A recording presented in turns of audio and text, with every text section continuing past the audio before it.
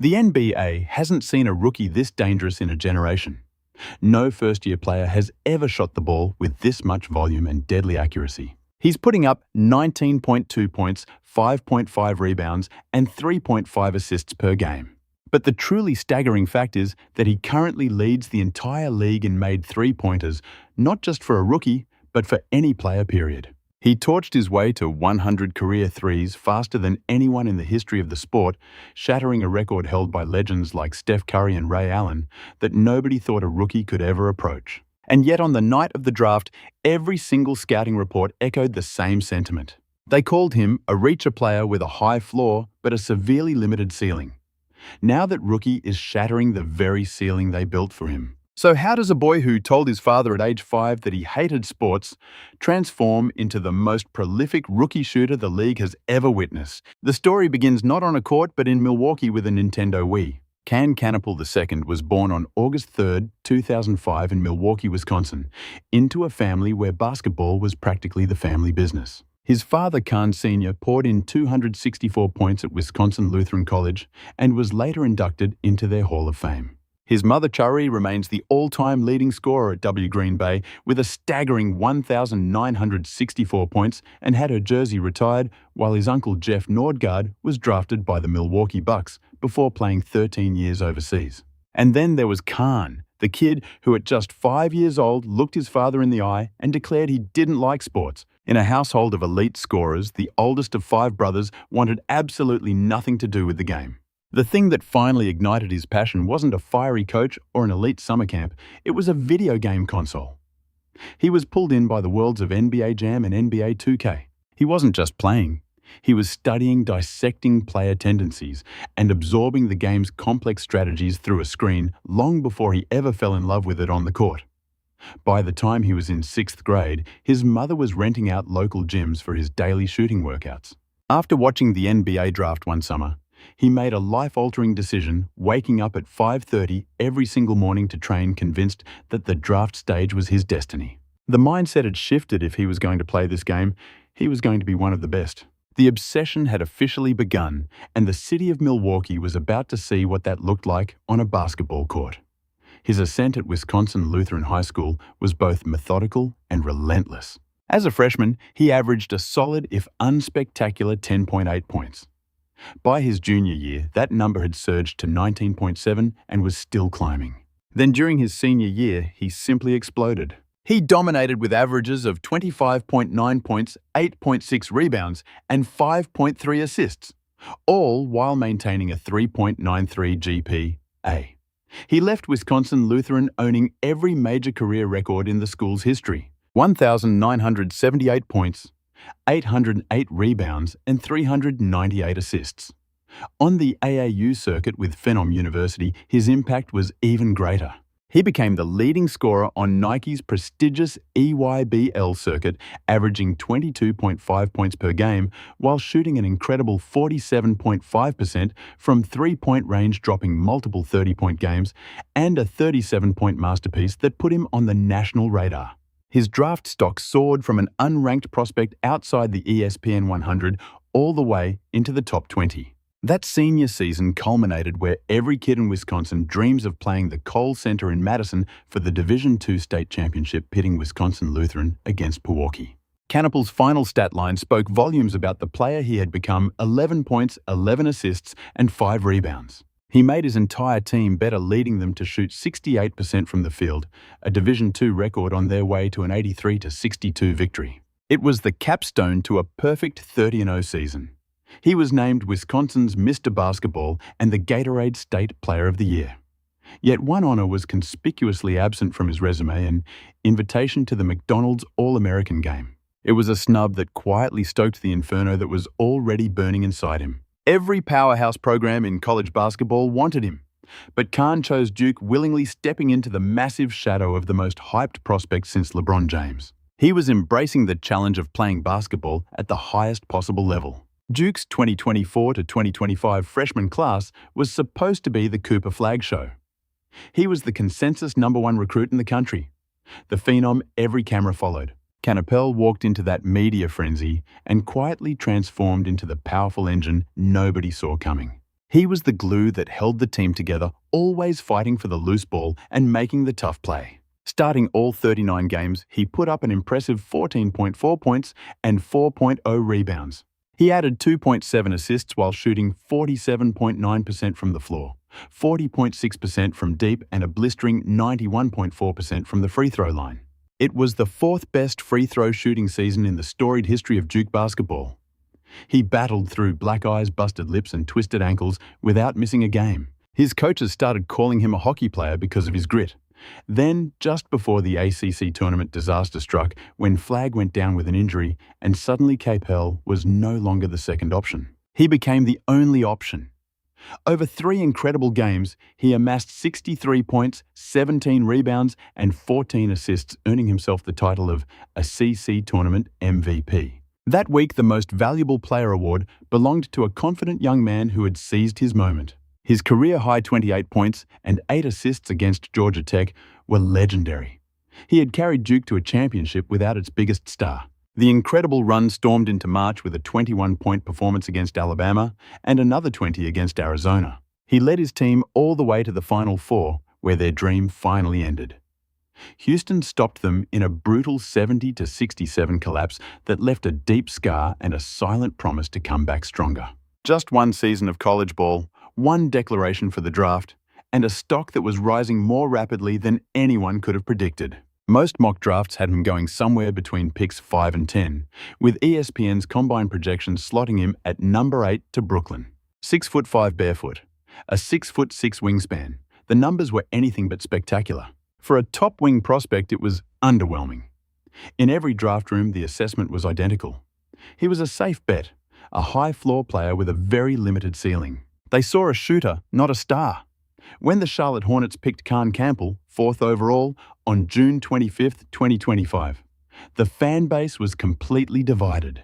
While the fans clamored for a player with explosive high-upside athleticism, Charlotte's front office had a starkly different priority. The team was reeling from a 1963 season, their locker room devastated by a series of off-court disasters involving names like Miles Bridges, James Bouknight, and Kai Jones. Charlotte's crisis wasn't just about talent, it was about identity.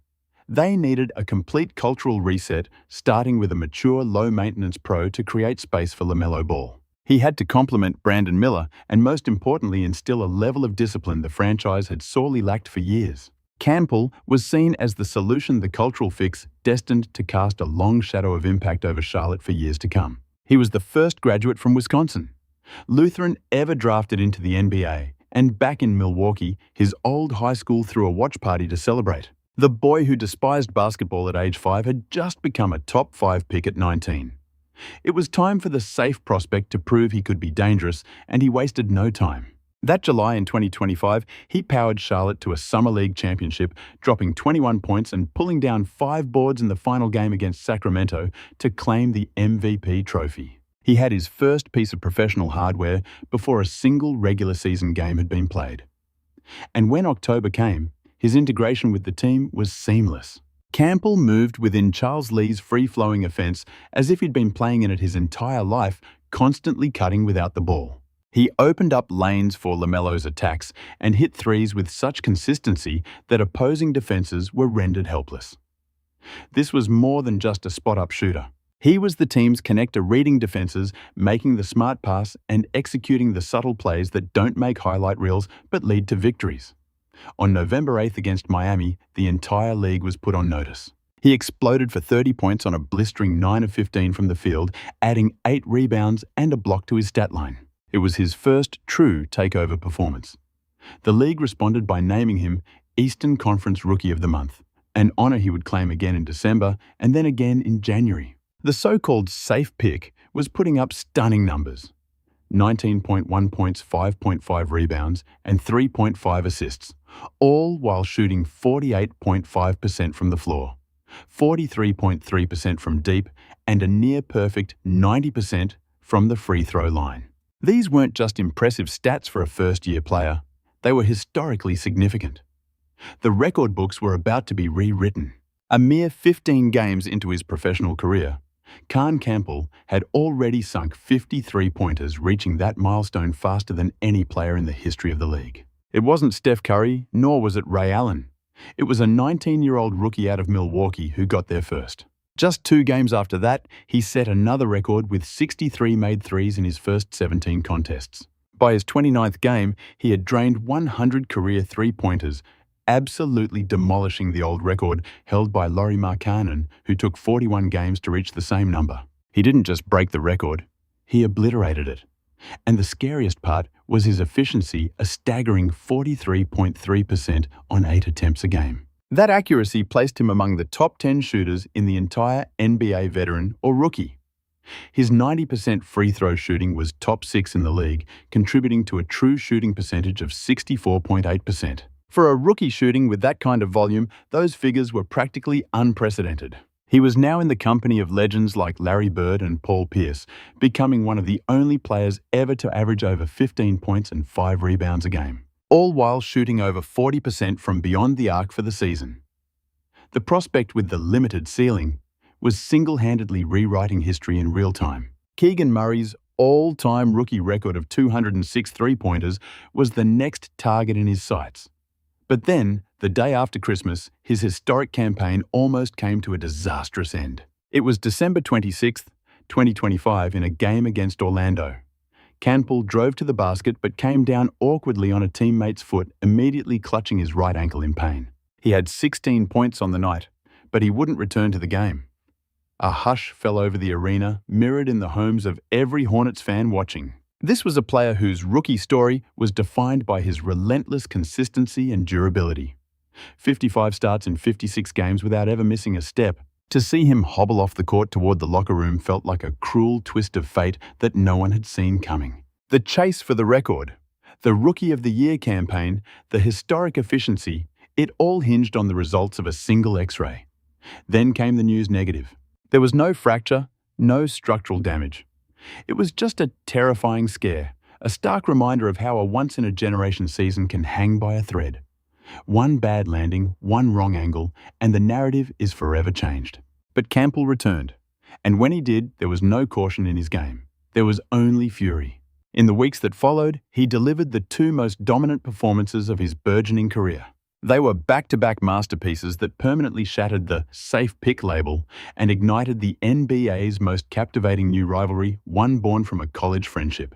On January 29, 2026, Charlotte traveled to Dallas for the game the entire league had circled on their calendars since draft night. It was Canpel versus Cooper Flagg. They were former Duke teammates, former roommates, 2 rookies who had shared a locker room and a run to the Final Four. Their bond was strong, but now they stood on opposite sides of the court, battling for supremacy with the basketball world, watching their every move. Flagg put on a spectacular show, pouring in 49 points. It was a commanding performance, a powerful reminder of why he was the #1 overall pick in the draft. Yet Canpel answered every single blow. He drained 8 three-pointers, finished with a new career high of 34 points, and calmly sank crucial free throws in the final moments. And when the clock hit 0, it was Canpel's Charlotte Hornets who emerged victorious, clutching a 123-121 win. Flagg owned the highlight reels. Canelo owned the game. But the rivalry became legendary far from the hardwood. The moment came weeks later, captured in a viral clip. Flagg, alongside Topps, dropping $7,000 on a stack of signed Canpel rookie cards. "So I want them all." "You want them all? I want them all, man."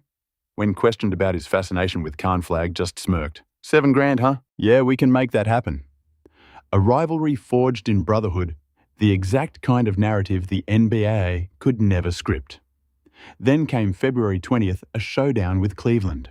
Canpel exploded for 33 points, draining 7 three-pointers and eclipsing Donovan Mitchell for second place on the all-time rookie list. The so-called safe pick was no longer just in the race. He was starting to leave everyone behind.